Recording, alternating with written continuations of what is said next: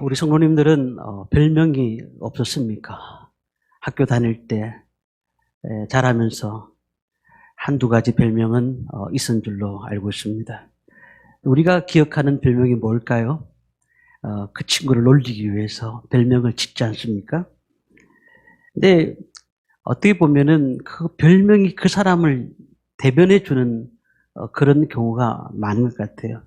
저는 생각을 해봤더니 개인적으로 전학을 워낙 많이 다녀가지고 친구들하고 이렇게 많이 지낼 시간들이 없어서 제가 별명이 그래 없는 것 같았습니다. 이름은 우리 부모님들이 이름을 지어주지 않습니까? 그에는 굉장히 뜻이 있습니다. 부모님들이 지어준 이름, 옛날 이름들 말고 요즘 이름들은 다 부모님들이 아주 뜻있게 이름을 지어줍니다. 그러면은 그 이름대로 되는 경우도 있지만 안 되는 경우도 많이 있습니다. 그러나 별명이라는 것은 그 사람의 특징을 나타내주는 거예요. 신체적인 것이라든지 성격이라든지 환경이라든지 자신의 특징을 그 별명을 통해서 나타내고 있습니다. 옛날에 키가 큰 사람을 뭐라고 하죠? 꺽다리라고 그랬겠죠. 작은 사람을 몽땅영필이라고 그랬고 머리가 큰 사람을 가분수라고 했습니다. 기억이 나십니까? 근데 요새는요, 뭐라고 하는지 아십니까? 머리가 큰 애들을 뭐라고 합니다? 특공대라고 합니다. 무슨 말인지 아시겠습니까? 특공대. 특별히 공부도 못하면서 대가리만 크다. 그래서 특공대다. 요즘 그런 별명들을 아이들이 붙여주고 있습니다. 근데 좋은 뜻의 별명은 저 사람 정말 천사 같다. 저 사람은 정말 일하는 거 보면 불도저다. 굉장히 위로 붙인다. 뭐 이런 별명들은 많은 좋은 별명들이 아니겠습니까? 뚝심이 있고 인내심을 발휘해서 열심을 다해서 추진한다. 이런 뜻을 갖고 있지 않습니까? 자, 그런데 우리 예수 믿는 사람이 처음에 초대교회가 시작되고 난 다음에 별명이 있었다는 사실을 오늘 말씀을 통해서 알려주고 있습니다. 그것은 다름 아닌 그리스도인입니다. 우리는 지금은 우리 보고 그러죠. 사람들이 예수 믿는 사람이다, 그리스도인이다 라고 그렇게 다들 얘기해서 그 뜻에 대해서 그냥 아무런 느낌 없이 지나가고 있습니다. 그러나 이 그리스도인이라는 것은 믿지 않는 사람들이 믿는 사람들에게 지어준 이름이 그리스도인입니다. 성경에는 그리스도인이라는 이름이라는 단어가 몇 군데 나오는데 오늘 본문 말씀과 그리고 사도행전 26장 그리고 베드로전서에 3번이 나옵니다. 많이 나오지는 않는 거예요. 근데 이 그리스도인이 뭐냐? 크리스토푸스 이런 뜻인데 헬라어로 볼 때는 그리스도의 사람이다. 그리스도의 사람이다. 그리스도 안에 있는 사람이다라는 겁니다. 예수 믿는 사람들이 어떻게 그 별명을 얻게 되었는가? 저 사람은 그리스도께 속한 사람이다 라고 믿지 않는 사람들이 그렇게 얘기하는 것은 다 이유가 있지 않겠습니까? 어떻게 그 별명을 얻게 되었느냐는 겁니다. 그들의 삶을 보면서 저 사람은 그리스도인이다 라고 분명히 지었을 것입니다. 자, 그렇다면 오늘 말씀에는 왜 그리스도인이라는 별명이 생겨났느냐 몇 가지를 생각해 보려고 하는데 그 첫 번째는 어떤 환경 가운데서도 그리스도의 중심적인 삶을 살았다는 거예요. 어떤 환경 가운데서도. 오늘 19절 20절 말씀인데요. 우리 말씀을 함께 읽어보도록 하겠습니다. 우리 같이 읽습니다. 그때에 스데반의 일로 일어난 환란으로 말미암아 흩어진 자들이 베기네와 구르보와 안디옥까지 이르러 유대인에게만 말씀을 전하는데, 자, 여기서 보면은 뭐가 나오죠? 안디옥이라는 곳이 나옵니다. 안디옥. 19절에 보면은 안디옥까지 이르러 20절에 보니까 그 중에 구르보와 구른의 사람 몇 사람이 안디옥에 이르러 두 가지가 겹쳐서 안디옥이 나옵니다. 안디옥이요. 우리가 볼 때 예루살렘부터 시작됐던 복음이라고 생각하지만 정확하게 본다면 안디옥으로부터 세계 선교가 시작되었습니다. 안디옥으로부터. 그래서 우리 한국 교회가 어떻게 생겼느냐라고 얘기할 때 첫 번째가 어디냐? 안디옥 교회부터 시작됐다. 이렇게 우리가 보고 있습니다. 신학자들이. 자, 한번 볼까요? PPT를 한번 보면은요. 지도를 보시면 지금 예루살렘에 있다가 안디옥으로 가서 복음이 전해집니다. 그런데 19절 말씀을 한번 보시면 됩니다. 19절에 말씀 보면 때에 스데반의 일로 일어난 환란을 인하여 흩어진 자들. 뭐 때문에 흩어졌다고요? 안디옥을 왜 갔다고요? 환란 때문에 다 도망간 겁니다. 도망갔는데 그곳이 안디옥으로 간 거예요. 안디옥으로. 그래서 그곳에서 안디옥으로 가게 된 것입니다. 자, 그렇다면은 구체적으로 좀 알아봐야 되겠죠? 8장 1절 말씀에 이런 말씀이 있습니다. 사울이 그의 죽임 당함을 마땅히 여기더라. 그날에 예루살렘에 있는 교회에 큰 핍박이 나서 사도 외에는 다 유대와 사마리아 모든 땅으로 흩어지니라. 사울이 그의 죽임 당함을 마땅히 여기더라. 누가 죽었습니까? 스데반이 죽었습니다. 스데반이 죽고 난 다음에 예루살렘에 그냥 소동이 났습니다. 교회에 큰 핍박이 일어나서 교회를 섬겼던 예루살렘 많은 사람들이 다 뿔뿔이 흩어지기 시작했다. 흩어졌더라는 겁니다. 8장 4절에는 그렇게 말씀합니다. 그 흩어진 사람들이 두루 다니며 복음의 말씀을 전할세. 야, 흩어진 사람이 그냥 자기가 타의적으로 흩어졌는데 본인이 이사가고 싶어서 간 게 아닌데 다 흩어진 곳에서 복음의 말씀을 전했다. 왜 흩어졌습니까? 고향 땅이 싫었어요? 아니에요. 그곳에 가서 돈을 많이 벌고 싶었어요? 아니에요. 그냥 어떻게 하다 보니까 흩어졌습니다. 엄청 핍박이 심하니까. 그런데 그곳에 가서 뭘 했다고요? 복음의 말씀을 전했다. 유대와 사마리아 땅까지 많은 사람들이 이제 흩어지게 되었는 것이죠. 자, 근데 보십시오. 이 안디옥이라는 생각을 한번 해봅시다. 딱 내렸습니다. 이제 갔습니다. 그 집으로, 그쪽으로 갔습니다. 누가 기다리고 있는 사람이 있습니까? 아무도 없습니다. 아무것도 할 수가 없습니다. 그곳에는 예수 믿는다는 것을 표시할 수가 있겠습니까? 없습니다. 믿는 사람이 거의 없으니까. 아마 아무것도 못하고 입을 딱 다물고 있었을 겁니다. 그렇지 않겠습니까? 야, 하나님 앞에 평생 동안 예배드리고 섬겼는데 하나님을 위해서 최선을 다했는데 내가 이 안디옥이라는 곳에까지 와가지고 참 말도 못하고 야 하면서 한숨을 얼마나 쉬었겠냐는 거예요. 그리고 원망의 마음도 있지 않겠습니까? 불평의 마음도 있지 않겠습니까? 자, 그런데 19절의 말씀 보니까 안디옥까지 이르러 도를 유대인에게만 전하는데 20절에 보면 주 예수를 전파하니 놀라운 일이 아닙니까? 도저히 이게 현실적으로는 낙심해야 되는 그곳에 안디옥 가가지고 그들이 복음을 전했다는 거예요. 복음을 전했다는 거예요. 도망간 사람입니다. 옷 몇 개 가지고 도망간 사람이에요. 뭐 짐을 싸들고 이사간 게 아닙니다. 도망간 것입니다. 그러니까 정처 없이 예루살렘을 떠나갔는데 그런 가운데서 안디옥에 도착을 한 겁니다. 도대체 내가 여기 왜 왔느냐? 내가 여기서 왜 고생을 이렇게 해야 되느냐? 내 재산이 다 저기 있는데 재산은 하나도 챙기지 못한 채 내가 왜 이 취급을 포기하면서 여기까지 와야 된단 말이냐? 라고 하는 그 순간에 그들이 하나님의 뜻을 발견한 것입니다. 그리고는 뭐 했다고요? 전도했다고 말씀을 하고 있습니다. 자, 우리가 하나님께서 우리에게 어떻게 은혜를 주셨습니까? 지금 현실이 어떻습니까? 녹록하지 않을 겁니다. 왜 이 진영까지 와서 저 서울이라는 곳도 있고 부산이라는 곳도 있는데 왜 이 진영에까지 와가지고 이곳에 와서 내가 있느냐? 답답할 때가 어떨 때는 있습니다. 그런데 성경을 보니까 환경이 중요한 것이 아니에요. 환경이 중요한 것이 아니에요. 우리는 늘 환경에 따라서 웃기도 하고 울기도 합니다.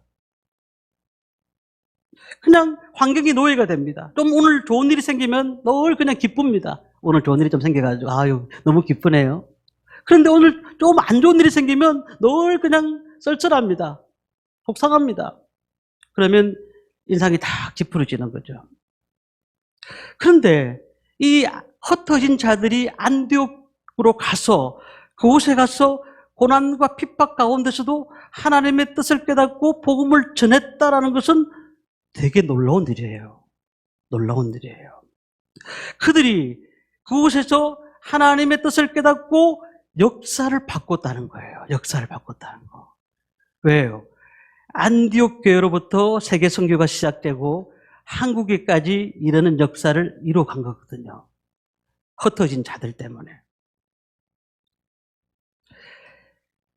저는 이렇게 목회를 하면서 늘 제가 교회에서는 거의 한 번도 얘기를 하지 않습니다만은 우리 자녀들한테, 우리 아이들한테 너무 고맙게 생각합니다.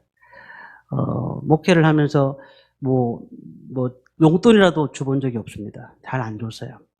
그리고 대학 공부하면서 한 번도 대학 학비를 대준 적이 없습니다. 지들이 다 학교에서 장학금을 타고 공부를 합니다. 그리고 돈을 얼마나 가져와서 보았더니 장학금을 또 탔다고 가져왔는 거예요. 너 쓰라고. 이렇게 준 적도 있고. 저는 이 진영이 올 때 너무 답답했습니다. 야, 진짜 모든 것이 낯설고 그 당시에 저희들이 왔을 때 2만 명, 2만 5천 명이 살던 데 아니겠습니까? 그런데 가만히 생각해 보니까 하나님이 은혜인 거예요. 하나님은.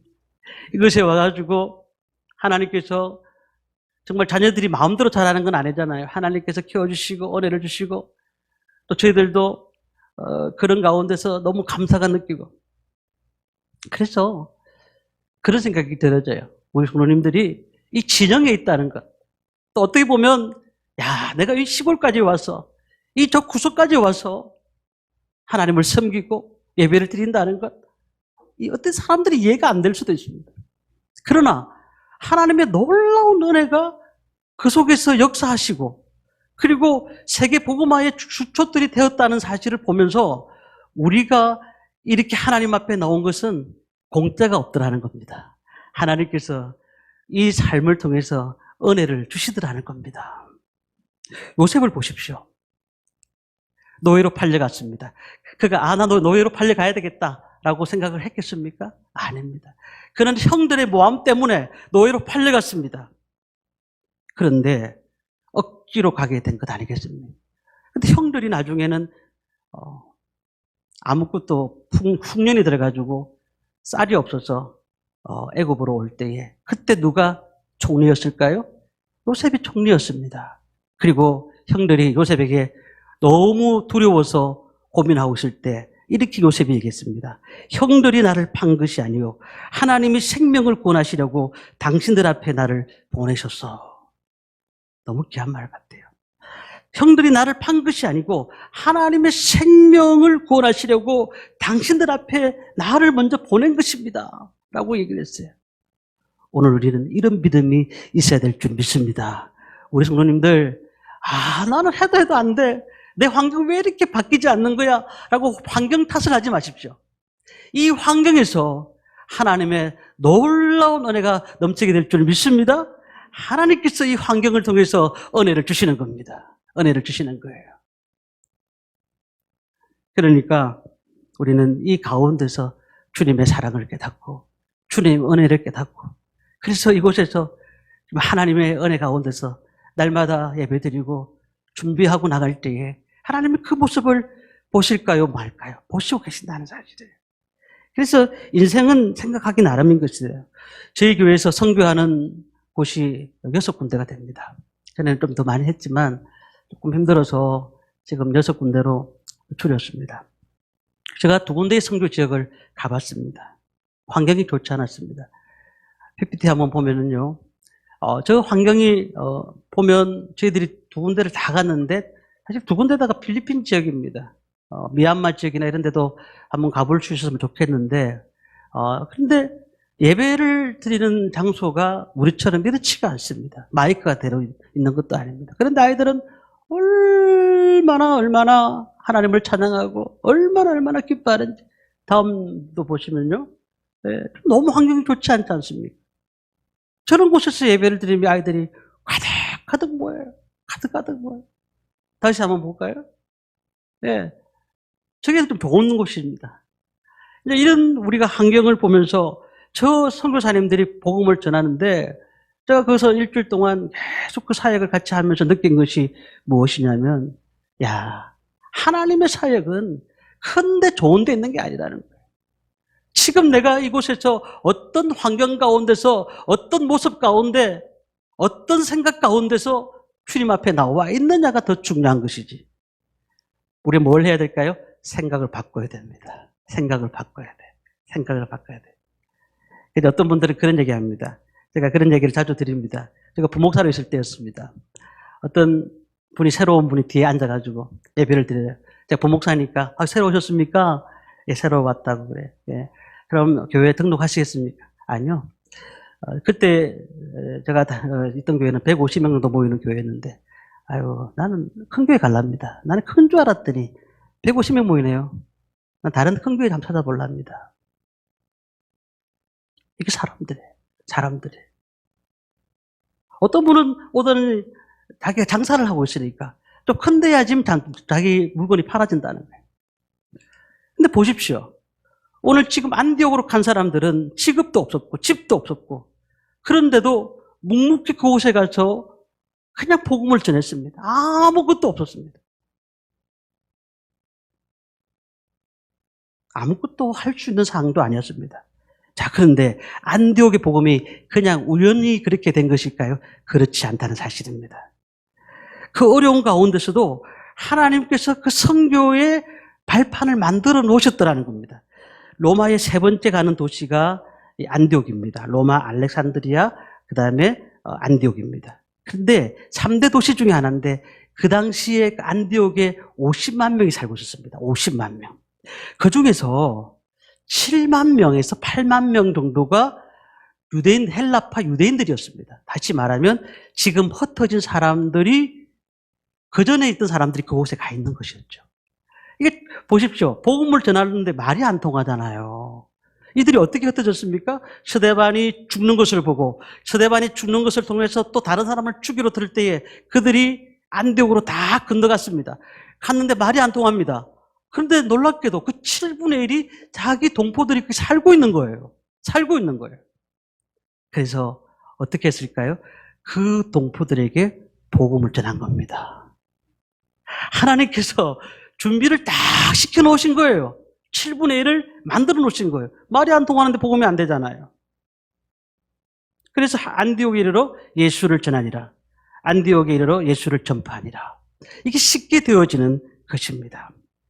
그래서 이 안디옥을 통해서 전 세계가 복음화되는 역사를 이뤘다는 겁니다.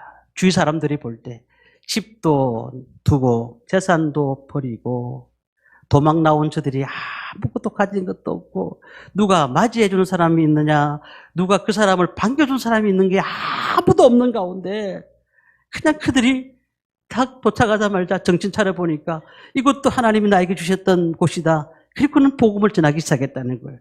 그래서 그들에게 뭐라고 불렀다고요? 그리스도인이다. 세상 사람들이 그들에게 그리스도인이다. 이렇게 불렀던 거예요. 그냥 그리스도인이 된 게 아닙니다. 그리스도인은 그리스도인으로서의 사명을 다하고 있었기 때문에 그리스도인이라고 불렀던 것입니다. 예수를 바로 믿는 것, 주를 바로 온전히 우리 주인으로 삼는 것, 정말로 우리는 귀한 것입니다. 우리 상경을 보니까 야, 나는 그렇게 어릴 때 그렇게 어렵게 살았는데 우리 부모가 그렇게 나를 핍박했는데 하나님이 우리 부모를 이렇게 왜 일찍 데려갔는지 모르겠다고. 나는 가난해서 도시락도 못 먹었는데 나는 머리가 좋았지만 정말 돈이 없어서 초등학교밖에 나오지 못했는데 그렇게 원망한 마음들이 계속 나타나는. 그러면 그 원망이 기쁨이 되는 것이 아니라 절망이 되어가는 거예요. 그러나 우리가 그런 환경이라 할지라도 나는 그리스도인이라는 거예요. 나는 어디에 가도 예수 그리스도 안에 있는 그리스도 안에 있는 사람이라는 사실을 인정할 때에 우리가 무엇을 해야 될지를 알게 된다는 사실입니다. 그러니까 우리가 예수를 믿고 난 다음에 여전히 과거에 품었던 원망들, 아픔들 다 내려놓으시기 바랍니다. 그러면 그리스도인이 되지 못합니다. 우린 그리스도인은 내가 어떤 환경을 살든지 간에 지금 내가 하나님 앞에 어떻게 사느냐가 너무너무 중요한 것입니다. 우리가 병이 들었습니까? 내가 원하는 가정이 아닙니까? 그러나 그 모든 것을 그리스도의 중심으로 바라보시기 바랍니다. 그러면은 그 흩어진 자들이 고난 가운데 살면서도 그리스도인으로 살아갔던 것처럼 오늘 우리도 그리스도인으로 살 수 있음을 믿습니다. 이것이 우리 그리스도인의 역사가 아니라고 생각하셔야 됩니다. 두 번째는요. 그들에게는 그러면 안디옥 교인들은 어떤 마음들이 있었느냐? 이 사람들은 그리스도의 중심에 착한 리더십이 있었습니다. 착한 리더십. 제가 이 말씀을 준비하면서 제가 하나 단어를 만들었습니다. 착한 리더십. 너무 괜찮은 것 같더라고요. 제가 붙여보니까 착한 리더십이 있었습니다. 요즘 서점에 가면 가장 많이 팔리는 책들이 뭐죠? 리더십 책입니다. 어떤 사람이 성공했는가? 그 성공 때문에 이제 리더십 책들이 많이 팔립니다. 근데 요즘 보십시오.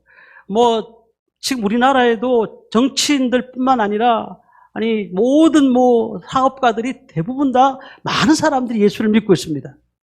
그런데 그 중에는 일부는 믿는 사람이지만 하나님의 영광을 가리고 있는 사람들도 있어요. 가리고 있는 사람이 있어요. 그리고 교회도 그렇습니다.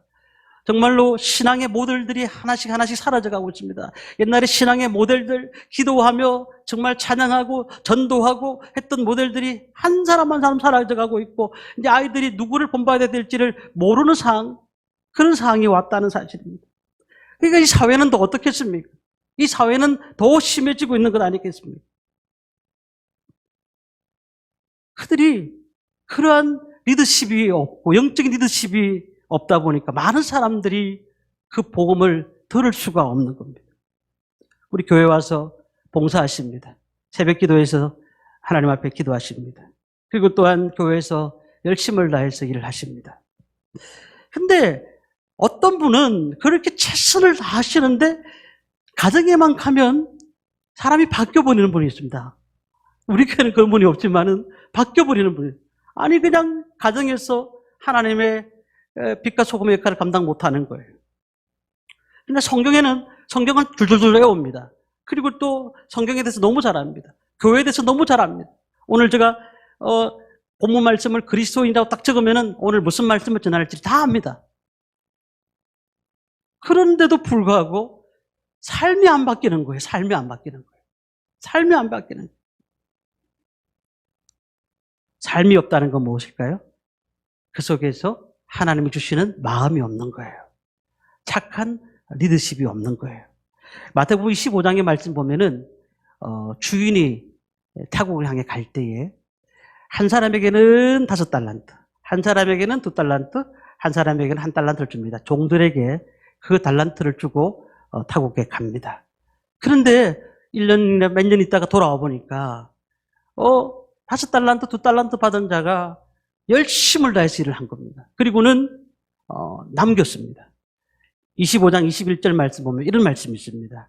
잘하였도다 착하고 충성된 종아, 내가 적은 일에 충성하였으며 내가 많은 것을 내게 맡기리니 내 주인의 즐거움에 참여할지어다. 자세히 보실까요? 착하고 충성된 종아. 우리가 볼 때는 이렇게 생각해야 되죠. 충성되고 착한 종아 이렇게 해야 되는데 왜 착하고 충성된 종아를 먼저 붙였을까? 우리는 예수 믿는 사람들이 많은 걸 아는 게 중요한 것이 아닙니다. 정말로 하나님 앞에 착한 모습을 보여야 돼요. 진실해야 됩니다. 그리고 하나님 보시기에 많은 사람들과 함께 같이 융합할 줄 알아야 됩니다. 오늘 24절 말씀을 우리 한번 읽어보도록 하겠습니다. 24절 말씀을 같이 읽겠습니다. 바나바는 착한 사람이요 성령과 믿음이 충만한 사람이라 이에 큰 무리가 죽게 더하여지더라. 바나바에 대해서 얘기합니다. 안디옥 교회에 있었던 바나바는 착한 사람이요 성령과 믿음이 충만한 사람이다. 뭐예요? 동일천상이라는 거예요. 착한 것과 성령과 믿음과 똑같이 동일천상. 이건 무슨 얘기입니까? 믿음이 충만한 자, 그 다음에 성령이 충만한 자, 그런 사람은 착해야 돼요. 착해야 돼요. 오늘 우리 그리스도인이라는 이름을 받은 사람들이 어떤 삶을 살아야 될까요? 그냥 성경에 대해서 막 완전히 너무 많이 알고 기도도 하루에 수십 시간을 하고 그리고 막 전도도 엄청나게 하고 이것도 너무너무 중요하지만 착해야 돼요. 사람이 볼 때 하나님 보시기에도 착해야 되고 사람들이 볼 때 자, 저분 정말 저 집사님, 저 권사님, 저 성도님 야, 나 저분 보고 예수 믿어야 되겠다. 이런 모습이 있어야 된다는 거예요.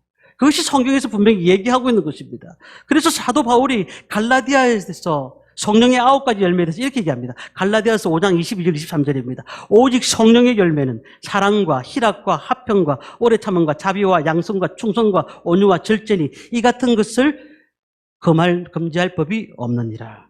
인격적인 열매를 맺으라는 거예요. 성령의 열매는 인격적인 열매가 맺는 것입니다. 그리스도인 너무 좋습니다. 예수 믿는 사람은 예수 믿는 사람입니다. 우리는 예수 믿는 사람으로서 인격적인 열매가 맺어야 된다는 겁니다. 다시 바나바를 볼까요?